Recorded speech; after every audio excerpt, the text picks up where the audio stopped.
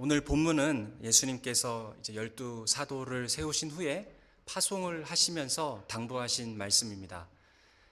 오늘 본문에 있는 당부와 권면은 1차적으로는 사도들에게 주신 것이지만, 그러나 저와 여러분에게 적용할 수 있는 중요한 원칙들이 있습니다. 예수님께서 사도들을 파송하면서 하나님 나라의 복음을 전파하라고 하실 때에 저와 여러분에게도 우리가 전도하며 복음을 전할 때 적용할 수 있는 세 가지 원칙을 오늘 말씀을 통해서 우리가 배울 수 있습니다. 전도할 때 우리에게 주시는 예수님의 원칙 첫 번째는 예수님께서 말씀하신 그대로 복음을 전파하라입니다. 예수님께서 우리에게 주신 그 복음, 그 메시지를 그대로 전파해야 합니다.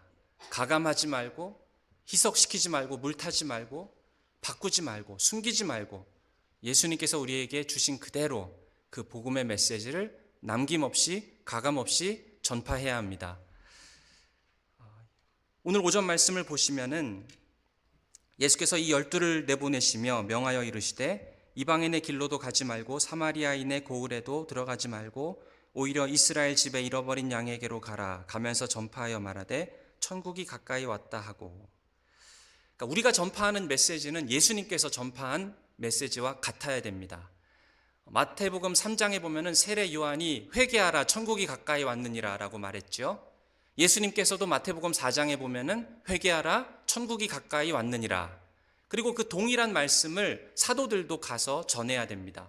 회개하라 천국이 가까이 왔느니라. 예수 그리스도를 믿고 그리고 구원을 받으라. 예수님의 말씀을 복음을 거절하면, 그 복음을 불순종하면 거기에는 심판이 있다라는 것이 바로 예수님의 복음의 메시지였습니다. 영생과 심판이 반드시 선포되어야 합니다. 이것이 바로 사도들이 전해야만 했던 메시지입니다. 회개하고 복음을 믿고 임박한 진노를 피하라. 이것이 복음의 메시지여야 했던 것입니다. 오늘 본문 11절부터 14절에 보시면 예수의 복음을 받아들이지 않는 자들에게 어떻게 하라고 하는지 보겠습니다. 11절부터 보시면 어떤 성이나 마을에 들어가든지 그 중에 합당한 자를 찾아내어 너희가 떠나기까지 거기서 머물라. 또 그 집에 들어가면서 평안하기를 빌라. 그 집이 이에 합당하면 너희 빈 평안이 거기에 임할 것이요 만일 합당하지 아니하면 그 평안이 너희에게 돌아올 것이니라. 누구든지 너희를 영접하지도 아니하고 너희 말을 듣지도 아니하거든 그 집이나 성에서 나가 너희 발에 먼지를 떨어버리라. 그 메시지를 듣고 그 말씀을 받아들이는 자들에게는 평안이 임할 것이라고 하지만 그 복음의 메시지를 거부하는 자들에게는 어떻게 하라고 하고 있습니까? 발에서 먼지를 떨어버리라. 발에서 먼지를 떨어버리는 이 의식은요, 당시에 유대인들이 이방인 땅들을 여행하고 다시 유대 지역으로 돌아올 때 그 경계를 넘어설 때 자기 신발에 묻은 먼지를 떨어버리는 그 의식입니다. 이방인들에게 속해했던 그 시간들, 혹시나 내가 겪었던 이방인들의 죄악, 그들의 심판, 이런 것이 나와는 전혀 상관이 없다라는 것을 말해주고 보여주는 그런 행위였습니다. 발에 신발에 먼지를 떨어버리는 것이죠. 그러면 그것을 복음을 듣지 않는 자들, 순종하지 않고 믿지 않는 자들에게 먼지를 떨어버리라고 하는 얘기는 하나님께서 당신에게 그 죄 때문에 심판을 내려도 그것은 나와는 아무런 상관이 없다라는 메시지를 전달하라라는 뜻입니다. 저들에게 심판이 있음을 알리라는 것이죠. 만약에 어떤 마을에 들어가서 그 마을 사람들이 복음을 거부한다면 15절에서는 뭐라고 합니까? 마지막 날에 소돔과 고모라보다 더 엄중한 심판을 받게 될 것이라고 말합니다. 15절에 보니까 소돔과 고모라 땅이 그 성보다 견디기 쉬우리라. 소돔과 고모라는 무슨 땅입니까? 아브라함의 조카 롯이 있던 성인데 너무 사람들이 죄악이 관영하고 부도덕한 일들이 넘치니까 하나님께서 유황불로 심판을 하십니다. 그런데 그 소돔과 고모라의 심판보다 더 큰 심판이 임할 것이다. 누구에게 임할 것이라고요? 예수 그리스도의 복음을 거부한 자들에게 임할 것이다. 이 말을 하라는 것입니다. 복음의 메시지 안에 심판을 포함시켜서 전달하라는 것이죠. 심판과 지옥이 기다리고 있다라는 사실입니다. 많은 사람들이 이런 식으로 생각을 합니다. 나중에 하나님 믿으면 되지. 지금은 안 믿더라도 자꾸 뒤로 미루려고 합니다. 믿으려는 시점이 당장일 필요가 있겠어? 나중에 기회가 되면 믿으면 되지 않을까? 만약 그렇게 생각한다면 성경은 크게 착각하는 것이라고 말씀합니다. 나중에는 믿을 수 있는 기회가 없을 수도 있습니다. 오늘 많은 사람들이 복음을 어떤 식으로 생각을 하냐 하면은 이것은 내가 원하면 받아들일 수 있는 것이고 원하지 않으면 받아들이지 않아도 되는 어떤 종류의 권면 정도로 복음의 메시지를 생각합니다. 그러나 우리가 오해하고 있는 것이 있습니다. 하나님께서는 절대로 우리에게 믿으라고 부탁하시는 분이 아닙니다. 우리에게 뭘 그렇게 설득하시는 분이 아닙니다. 하나님은 우리에게 복음을 말할 때 명령하시는 분입니다. 사도행전 17장 30절에 보면은 바울이 이렇게 설교를 했지요. 어디든지 사람에게 다 명하사 회개하라 하셨으니, 하나님께서는 우리에게 명령하시는 분이지 뭘 우리를 설득하거나 부탁하시는 일이 없습니다. 그리고 그 명령이 있을 때 그 명령에 순종하고 순복해서 복음을 믿든가 아니면은 그 명령에 불순종해서 불복하고 거부하든가 둘 중에 하나라는 것이죠. 만약 그 명령을 거부한다면 정말 상상도 할 수 없는 잘못된 선택을 하는 것이다라고 분명히 말하라는 것입니다. 그것이 복음의 메시지 안에 들어가야 된다라는 것이죠. 많은 사람들이 적어도 자기가 완벽하지 않다는 것은 인정을 합니다. 자기가 죄인, 그리고 자기가 죄를 지었다는 사실은 인정을 합니다. 그러나 내 중심은 난 괜찮은 사람이야. 내 마음속 깊은 곳에는 난 그래도 괜찮아 라고 생각을 합니다. 그리고 많은 사람들이 깨닫지 못하는 것 중에 하나는 자기가 지은 어떤 죄악들보다도 윤리적이고 도덕적인 그런 잘못들보다도 예수 그리스도를 하나님의 아들로 인정하지 않는 것, 예수님을 거부하는 죄가 가장 무섭고 심각한 죄라는 사실을 많은 사람들이 생각을 하지도 않고 깨닫지도 못합니다. 내가 믿지 않는다면 그럼 내가 당신들 말에 따르면 내가 선택받지 못한 자 아닌가? 그러면 내가 선택받지 못한 자이니까 하나님한테 은혜도 받지 못한 자 맞네. 내가 어떻게 하겠어? 나는 예수님한테 나아갈 수 없는 자가 된 거잖아. 그러니까 내가 예수를 안 믿는 것은 내 잘못이 아니야. 하나님이 잘못이지. 만약에 이렇게 생각을 한다면 그렇게 말할 수 없는 것이죠. 왜 그렇습니까? 하나님께서 우리에게 은혜를 베푸시는 것이 하나님의 의무입니까? 하나님은 우리에게 은혜를 베푸셔야만 하는 그런 의무가 있는 분이 아니십니다. 만약에 저와 여러분이 우리 죄 때문에 죽어야만 한다면 여기에 있는 모든 사람들은 지금이라도 다 지옥에 떨어져야 됩니다. 왜냐하면 우리가 하나님의 의를 만족시킬 수 없는 그런 죄인들이기 때문이죠. 그것이 우리의 상태인데 마치 하나님이 우리한테 무슨 빚을 진 것처럼, 마치 우리에게 은혜와 사랑을 베푸셔야만 하는 분인 것처럼 그렇게 하나님의 의무라고 생각을 한다면 그것은 하나님을 오해해도 많이 오해한 것입니다. 하나님께서 임명하신 왕 예수 그리스도를 거부하는 것은 소돔과 고모라에게 퍼부었던 그 유황불보다도 더 심한 심판이 기다리고 있다는 사실을 우리는 복음을 전할 때 이야기를 해야 됩니다. 이것은 받아들이기 너무 어려운 진리입니다. 삼키기 어려운 말씀입니다. 그러나 우리는 이 메시지를 마음과 정성을 다해서 힘있게 우리가 전도할 때에 예수 그리스도께서 우리에게 전도하라고 주신 그 말씀 그대로 회개하라, 천국이 가까이 왔다, 순종함으로 복음을 믿고 임박한 진노가 가까이 왔으니 주님께 순복함으로 복음을 믿으라 라고 우리는 반드시 이야기를 해야 됩니다. 정말 이 진리는 우리가 삼키기 어렵더라도 반드시 들어야 되는 진리입니다. 이 진리를 받아들여야 됩니다. 회개하고 복음을 믿어야 됩니다. 그리고 임박한 진노를 피해야 됩니다. 그러나 믿는 자들에게는 구원이 약속돼 있다라는 사실을 말해야 됩니다. 둘째로 예수님께서 사도들을 보낼 때 주신 메시지는 전도할 때 원칙입니다. 핍박을 기대하라입니다. 복음을 순수하게 가감 없이 타협하지 않고 물타지 않고 전해야 된다면, 두 번째로는 그렇게 복음을 전할 때 마땅히 우리가 기대해야 할 것이 있는데 핍박을 기대하고 거절당할 것을 우리가 예상하고 있어야 된다라는 뜻입니다. 16절에 보니까 보라 내가 너희를 보냄이 양을 이리 가운데 보냄과 같도다. 양을 이리 가운데 보내면 잡아먹히기 쉽겠죠. 이리들이 기다리고 있다가 당장이라도 달려들어서 양을 먹어치울 것입니다. 예수님께서 제자들을 전도하라고 보내시면서 마치 그와 같은 상황 가운데로 제자들을 보낸다라고 예상하시고 하신 말씀이시라는 것이죠. 오늘날 세상은 복음에 대해서 별로 호의적이지 않습니다. 예수 그리스도 그분이 하신 말씀 별로 호의적이지 않습니다. 그런데 가만히 보면은 지금 우리가 살고 있는 이 토론토를 보시고 또 우리가 살고 있는 이 북미 지역을 보시면 정말 예수님 말씀대로 우리가 양이 되어서 늑대 가운데로 가고 있는 것과 같은 그런 일들이 우리에게 벌어지고 있습니까?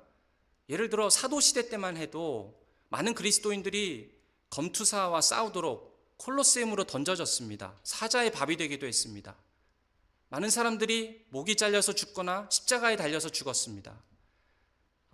도미티안 황제 때는 그리스도인들을 잡아다가 로마 시에다가 기둥을 박아놓고 거기에 사람들을 묶어놓은 다음에 한밤중에 그리스도인들을 다 불로 태워버립니다. 그러면 그 환한 빛이 가로등처럼 쓰일 수 있을 것이라고 생각하면서 이 도미티안 황제가 기독교인들을 그렇게 핍박했지요. 그런 무서운 핍박이 오늘날 이 토론토와 그리고 이 북미 가운데 일어나고 있습니까? 이런 엄청난 박해가 일어나고 있지는 않습니다. 왜 일어나지 않을까? 물론 그런 박해가 굳이 있어야 된다라고 말씀드리는 것은 아닙니다. 너무나도 무서운 일이겠지요. 그러나 우리가 복음을 전할 때 생각해 봐야 될 것이 있습니다. 왜냐하면은 이 북미 지역에 그리고 토론토 땅에 그런 심각한 박해가 없다라고 한다면 우리의 삶 가운데 복음 때문에 심각한 도전이나 어려움이 없다라고 한다면 어쩌면 우리의 전하는 메시지가 설교자들이 전하는 메시지와 전도자들이 전하는 메시지가 많이 희석되었기 때문이다라고 할 수 있겠죠. 정말 해야 될 말을 하지 않고 사람들 귀에 듣기에 좋은 말을 마치 복음인 것처럼 둔갑시켜서 말을 한다라는 것이죠. 하나님은 당신의 삶을 바꿀 수 있습니다. 하나님은 당신이 진정으로 자기 자신을 사랑할 수 있도록 도울 수 있는 분입니다. 하나님은 당신의 자녀들을 잘되게 할 수 있습니다. 하나님은 당신의 삶 가운데 이런 몇 가지 스텝만 밟으면 얼마든지 잘 될 수 있고 세상적으로 성공할 수 있습니다. 이런 좋은 소식을 왜 안 듣습니까? 라고 전하는 그런 설교자들 많이 있습니다. 이런 대표적인 설교자가 미국의 조엘 오스틴이라는 목사입니다. 미국에서 매우 인기 있는 설교자입니다. 이 조엘 오스틴이라는 목사는 설교를 하거나 복음을 전할 때 죄인이라는 단어를 절대로 쓰지 않습니다. 그래서 설교할 때 죄인이라는 단어를 일부러 쓰지를 않는데요. 인터뷰에서 이런 고백을 했습니다. 이런 얘기를 했어요. 나는 죄인이라는 단어를 설교 중에 사용하지 않습니다. 그런 단어를 써야 할 이유도 모르겠고 앞으로도 쓸 생각이 없습니다. 그러나 대부분의 사람들은 이미 자신이 무엇을 잘못하고 있는지 알고 있습니다. 그들이 교회에 나올 때 나는 그들에게 여러분도 변할 수 있다고 말해주고 싶어요. 얼핏 들으면 굉장히 따뜻하고 자비가 많은 메시지 같지요. 많은 미국인들이 이 조엘 오스틴 목사님의 설교에 열광을 해서 체육관과 같은 그런 큰 교회로 몰려들었습니다. 죄를 말하지 않는 기독교에 대해서 사람들이 너무 좋아합니다. 죄를 말하지 않는 기독교의 메시지에 대해서 사람들이 열광합니다. 그리고 조엘 오스틴 목사님한테 이런 거를 질문을 했어요. 무슬림이나 유대교나 불신자들이 갖고 있는 믿음에 대해서 뭐가 문제라고 생각하십니까? 그러자 조엘 오스틴 목사님이 이런 대답을 했습니다. 그들이 틀린 것인지 나는 잘 모르겠습니다. 내 자신은 기독교 메시지를 믿죠. 난 성경이 말하는 것을 믿습니다. 그러나 그 사람들에 대해서는 하나님만이 그 사람의 마음을 판단할 수 있다라고 저는 생각합니다. 이것은 기독교인이 아닌 무슬림이나 불신자들에 대해서 우리 그리스도인들은 말씀의 기준으로 저들을 바라볼 수 있고 분명히 죄를 말할 수 있음에도 불구하고 그 모든 것은 하나님이 판단하실 문제이고 나는 그냥 내 신앙대로 살겠다. 그러니까 얼핏 들으면 매우 헷갈리게 하는 말입니다. 죄와 심판에 대한 개념이 전혀 없는 그런 메시지처럼 들리기 때문이죠. 만약에 하나님께서 거룩하신 분이 아니라면, 하나님께서 죄에 대해서 관심도 없고 죄에 대해서 진노하시지 않는 그런 분이라면, 하나님은 의에 대해서 공의에 대해서 관심도 없는 그런 분이라고 한다면 기독교 복음은 그냥 있으나 마나한 메시지가 됩니다. 하나님께서 거룩하신 분이 아니라면, 죄에 대해서 진노하시는 분이 아니라면 뭐하러 우리가 우리 죄 때문에 안타까워하고 죄책감을 느끼고 살 필요가 있겠습니까? 하나님께서 의로우신 분이 아니라면, 공의에 대해서 관심이 없는 분이라면 뭐하러 우리가 마지막 날에 심판대 앞에서 두렵게 하나님을 만날 그날을 우리가 떠올릴 필요가 있겠습니까? 하나님은 진노 같은 것 안 하시는 분이고, 하나님은 그냥 마음씨 좋은 할아버지 같은 분이고, 하나님은 그냥 산타크로스처럼 그냥 우리가 그렇게 나쁜 짓 하지 않고 다른 사람에게 피해 주지 않고 살다가 천국문 앞에 섰는데 좋으신 하나님이고 마음 착한 분이시라면 옛다 천국에 들어와라, 그냥 나를 천국으로 보내주셔야 되는 그런 인자하신 분이어야 하는 것 아닌가. 이것이 많은 사람들이 하나님에 대해서 기대하고 있는 그런 모습입니다. 만약 하나님께서 그런 분이라면 뭐하러 죄에 대해서 얘기할 필요가 있겠습니까? 만약에 하나님께서 그런 분이라면 그러면 십자가는 필요 없는 것이죠. 예수님이 전한 복음은 사람들에게 더 이상 기쁜 소식이 아닙니다. 그냥 예수님이 십자가에 죽으신 것은 쓸데없이 젊은 납비가 저렇게 피 흘리면서 죽게 되었구나, 안타깝다, 그냥 그런 일로 끝날 거입니다. 많은 사람들은 복음을 원하지 않아요. 죄가 하나님 앞에서는 결코 있을 수 없다는 그 사실은 별로 생각하고 싶어 하지 않아 합니다. 하나님께서 공의에 대해서 반드시 짚고 넘어가셔야 되고 심판하셔야 되고 진노하신다라는 사실은 사람들이 그렇게 달가워하지 않습니다. 굳이 들어야 된다면 그냥 좋은 충고 정도 나는 필요하다라고 생각을 합니다. 사람들은 복음이 필요한 것이 아니라 그냥 내 삶의 좋은 충고 정도를 받고 싶어 합니다. 어떻게 하면 자녀들과 잘 지낼 수 있을까? 어떻게 하면 결혼 생활을 행복하게 할 수 있을까? 어떻게 하면 자녀들이 잘 될까? 어떻게 하면 세상적으로 잘 돼서 돈 걱정하지 않고 살 수 있을까?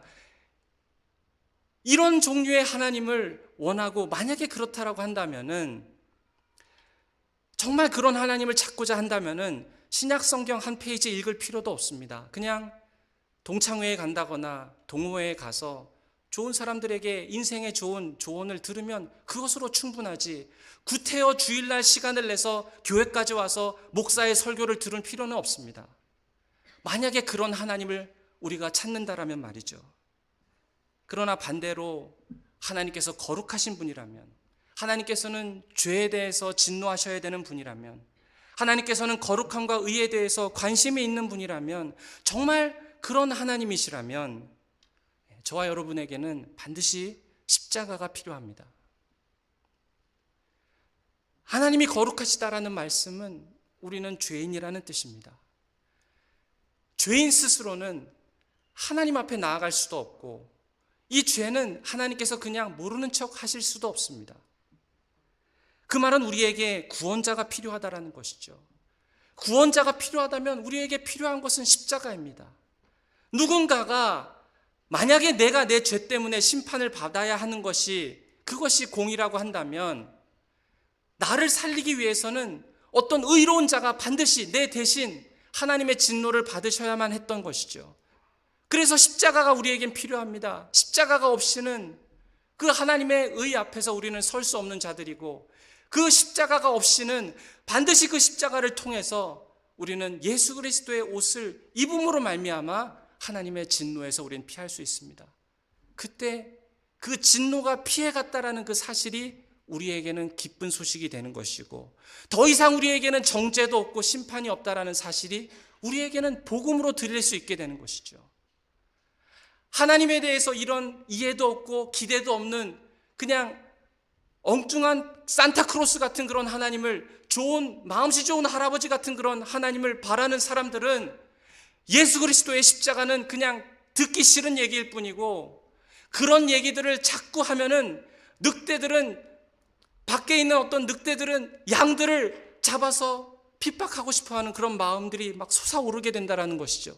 예수님이 그것을 너무나도 잘 알고 있었습니다. 그래서 양들을 이리 가운데 보내는 것이다 라고 하신 것이죠. 회개하고 예수님을 믿고 임박한 하나님의 진노를 피하라. 이런 메시지는요, 많은 핍박을 불러일으킬 것입니다.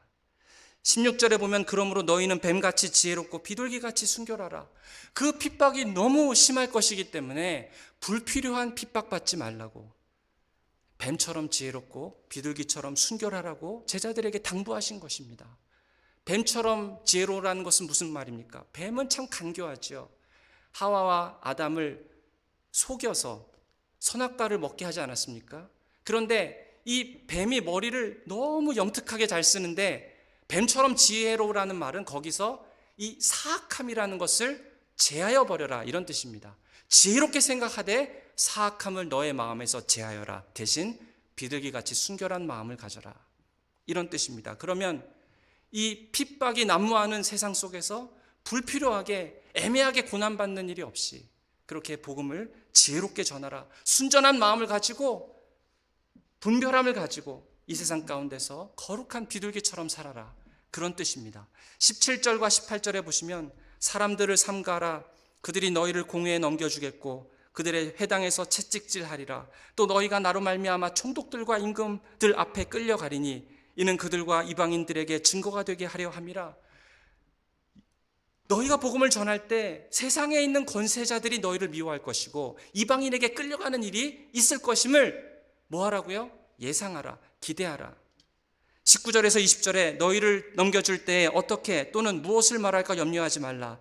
그때 너희에게 할 말을 주시리니 말하는 이는 너희가 아니라 너희 속에서 말씀하시는 이 곧 너희 아버지의 성령이시니라. 말을 하지 않고 가만히 있으면 구태여 핍박하지 않을 것입니다. 그러나 복음을 담대하게 선포할 때 그 복음의 메시지가 늑대들의 마음을, 분노를 격발시켜서 더 큰 핍박을 일으키게 할 거라는 것이죠. 그러나 용기를 가지고 담대하게 복음을 입으로 말하라 라고 하는 것입니다. 21절에 장차 형제가 형제를, 아비가 자식을 죽는 데에 내주며 자식들이 부모를 대적하여 죽게 하리라. 지금 실제로 이런 일들이 공산주의 국가나 아니면 무슬림 국가에서 지금도 일어나고 있습니다. 형제가 형제를 죽이고 자식들이 부모를 경찰에게 넘겨주는 그런 일들이 지금도 일어나고 있습니다. 22절에 보면은 또 너희가 내 이름으로 말미암아 모든 사람에게 미움을 받을 것이나 끝까지 견디는 자는 구원을 얻으리라. 박해는 무슨 경찰이나 공권력으로부터만 오는 것이 아니라 모든 사람에게, 사방에서 너희들에게 올 것이다 라고 말씀하고 있는 것이죠. 이런 어려움이 있을 때 끝까지 믿음을 지키는 자들은 구원을 얻을 것입니다. 23절에 이 동네에서 너희를 박해하거든 저 동네로 피하라. 내가 진실로 너희에게 이르노니 이스라엘의 모든 동네를 다니지 못하여 인자가 오리라. 핍박이 너무 클 수 있으니 그 핍박을 그대로 맞고 있지 말고 다른 지역으로 피하라. 왜냐하면 핍박이 너무 심할 것이기 때문에. 그러나 잊지 말아라. 내가 다시 올 것이다. 너희가 고통 가운데 있을 때 모르는 척하지 않고 버려두지 않고 인자가 다시 올 것이니 그때 너희를 신원하여 주실 것이고 너희를 구원하여 주실 것이니 그때를 바라보며 담대하라 라고 말씀하시는 것입니다. 우리가 복음을 전할 때 이런 것을 예상하라는 것입니다. 사탄의 공격과 핍박과 두려움과 어려움이 반드시 있을 것임을 이상히 여기지 말고 그것을 예상하고 그러나 나가서 복음을 전하라 라고 하는 것이죠. 우리가 기억해야 될 것은 복음을 물타게 전할 때, 편협하게 타협해서 전할 때 핍박을 피할 수 있을 것이라고 예상한다면 그것은 뱀처럼 지혜롭고 비둘기같이 순결한 것이 아니죠. 사도들은 사내들인 법정 앞에 섰을 때 무슨 경고를 사내들인 법정으로부터 받았습니까? 너희가 이 예수의 이름으로 가르치거나 전파하는 것을 금하였을 때 우리가 하나님 앞에서 사람의 말을 듣겠느냐라고 얘기했죠. 그리스도의 이름으로 예수님의 가르침을 전파하면 반드시 입술로 전파하면은 반대가 있고 듣기 싫어한다고 고함치는 일들이 우리의 삶 가운데 있게 된다라는 것입니다. 그리고 많은 사도들은 그러한 핍박을 받았습니다. 오늘날 전도에 대한 오해가 있습니다. 사람들은 나는 삶으로 전도한다. 나는 미소로 직장이나 사업장에서 전도한다. 나는 선행으로, 굳이 예수라고 말하지 않아도 나는 그냥 사람들에게 선행으로 전도한다. 우리는 복음에 합당한 삶을 살아야 됩니다. 그래서 어디서든지 정말 그리스도인들이 적어도 이런 말을 들으면 너무 좋을 것 같습니다. 야, 저 사람 진짜 좋은데 예수쟁이 하나는 내가 마음에 안 들어. 그거 말고는 다 내가 인정해 줄 수 있어. 적어도 그 정도 우리의 삶이 사람들 앞에 그렇게 드러나게 된다면 그러면 복음을 전할 때 신뢰감을 통해서 전할 수 있겠죠. 그런데 많은 사람들은 그냥 친절하게 대하는 것까지라고 생각하는 경우들이 있습니다. 복음에 대한 오해이고 전도에 대한 오해입니다. 예수님께서는 사도행전 1장 8절에서 오직 성령이 너희에게 임하시면 너희가 권능을 받고 예루살렘과 온 유다와 사마리아와 땅끝까지 이르러 내 증인이 되리라 라고 하셨습니다. 예수님께서 너희가 나의 증인이 되리라 라고 하신 뜻은 입술로 말로 전도하는 것을 포함한 것입니다. 그래서 전도는 말로 선포하는 것이 반드시 있어야 하는 것이죠. 예수님께서 이렇게 말씀하시는 것이 아닙니다. 오직 성령이 너희에게 임하시면 너희가 미소를 지을 수 있다. 오직 성령이 너희에게 임하시면 너희가 다른 사람들에게 친절할 수 있다. 이 말씀을 하신 것이 아닙니다.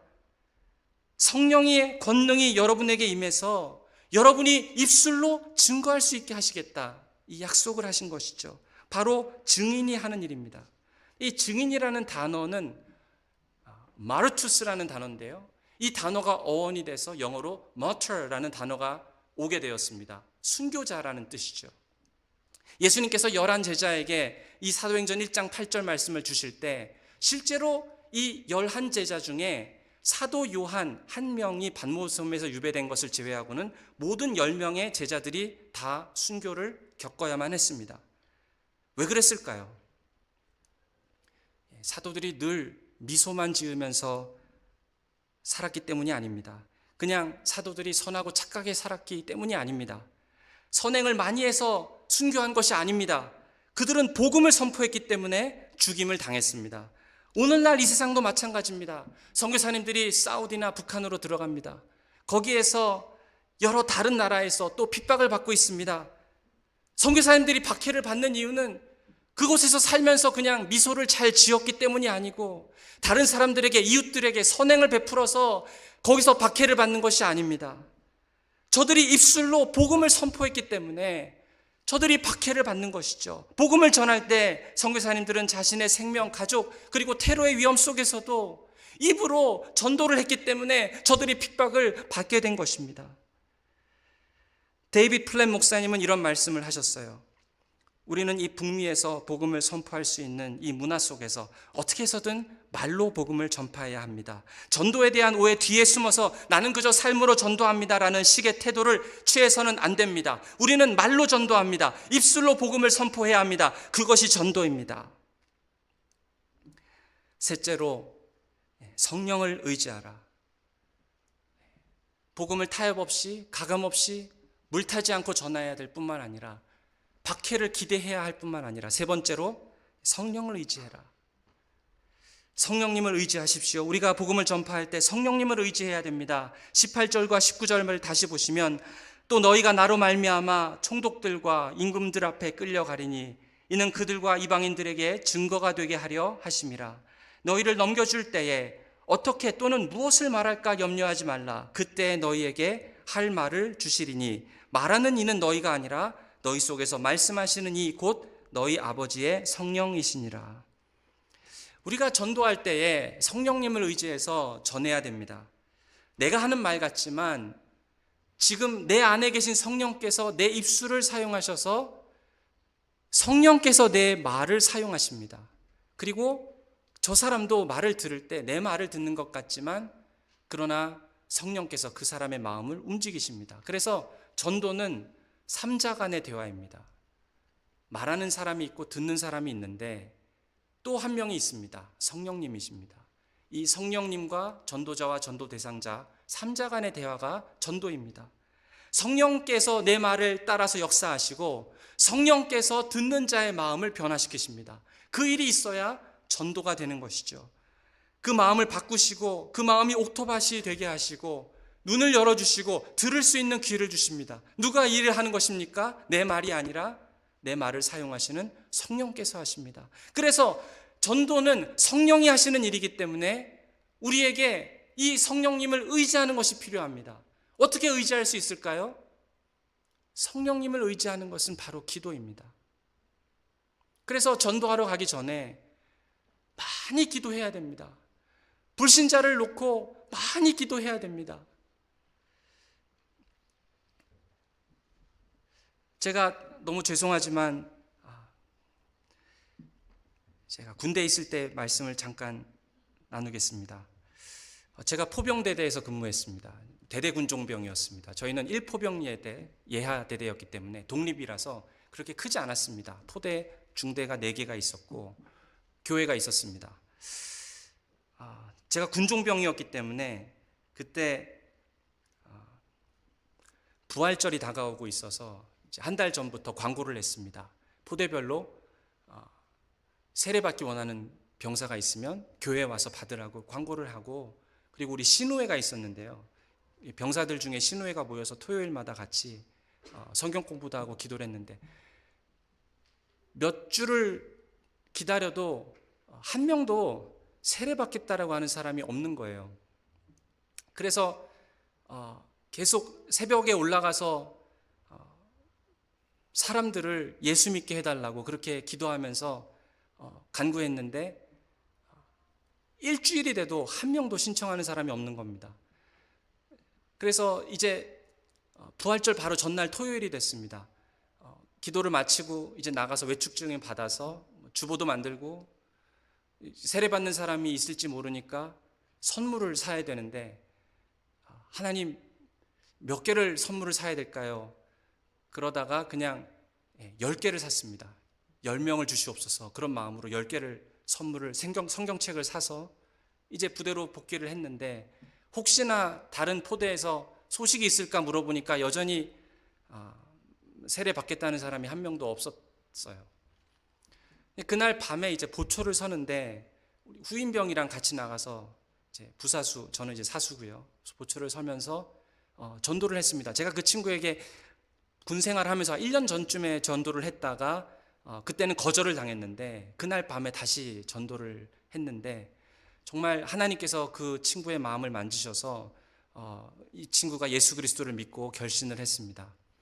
그 다음날 아침에 부활절 아침에 이제 이 친구를 데리고 같이 교회로 올라갔습니다.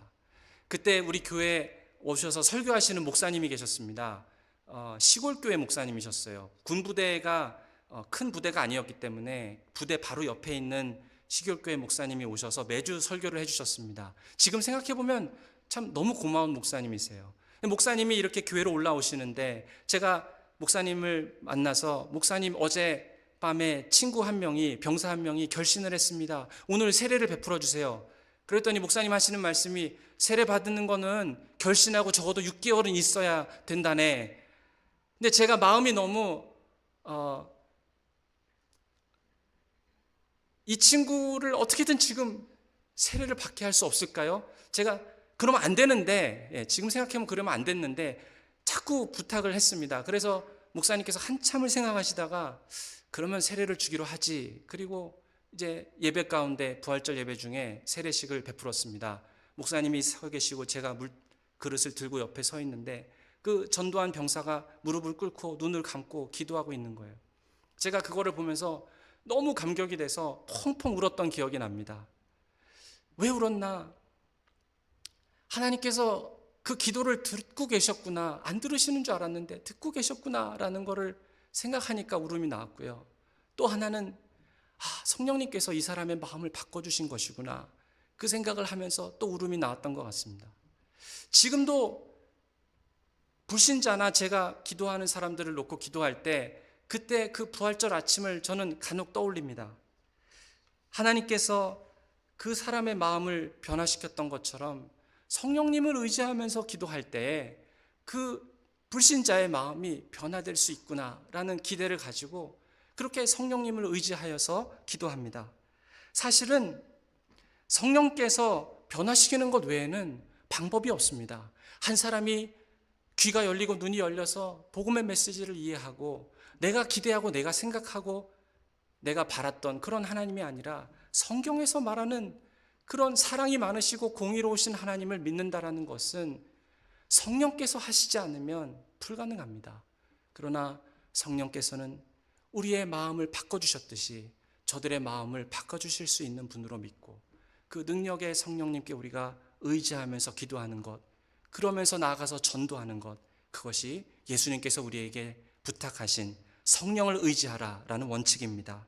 사랑하시는 여러분, 한 영혼을 위해서 주님께 부르짖고 또 기도하고 성령님 의지하고 그렇게 나가서 담대하게 복음을 전파하시기 바랍니다. 우리의 삶 속에서 비록 핍박이 있거나 반대가 있거나 두려움이 있다 할지라도 그러나 이 복음의 메시지에 물타지 말고 타협하지 말고 예수님께서 말씀하신 그 메시지 그대로 회개하고 예수를 믿고 임박한 진노를 피하라고 그렇게 담대하게 전파할 수 있는 저와 여러분 되시기를 바랍니다. 우리의 능력으로 하는 것이 아니라 그리스도 우리에게 주신 그 성령님의 능력으로 그렇게 나아갈 때 저와 여러분을 통해서 성령께서 반드시 많은 영혼들을 주께로 돌아오게 하실 줄로 믿습니다. 그런 귀한 은혜가 저와 여러분 가운데